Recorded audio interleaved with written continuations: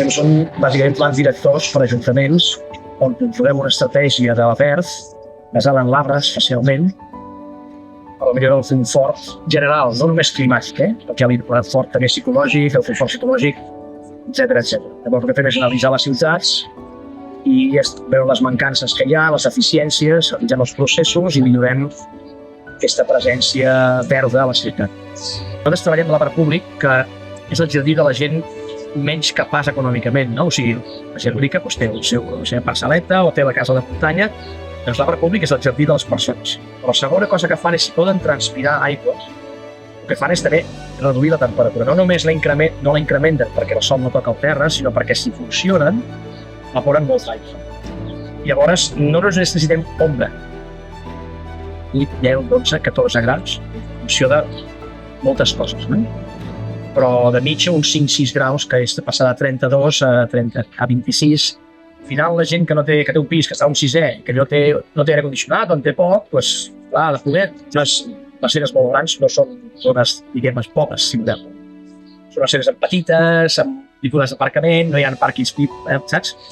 Llavors, entrar a una baralla és molt complexa. És una guerra cultural, de convèncer la gent que realment és un benefici. El més curiós és que moltes vegades no necessites el contacte físic, perquè hi ha estudis que diuen que només la visualització del verd fabrica aquest increment de defenses físiques. Vol dir que a vegades hi ha gent que està estudiant si els metabolits que els arbres desprenen tenen una repercussió fisiològica, no? Però molts estudis en hospitals on el pacient està al llit però té una visió del verd, es cura abans. Com es fa? No se sap. Si dissenyem sobre les molèsties, és quan fracassem en aquest projecte de millora de la ciutat verda. Hem dissenyat sobre el benefici. Les relacions humanes tenen molèsties i beneficis. La gent té parella perquè té un benefici d'aquella relació. Ara tothom sap que aquella relació no tot és perfecte, no? Sempre hi ha algunes molèsties. Els arbres passen el mateix, no hi ha cap cosa perfecta al voltant.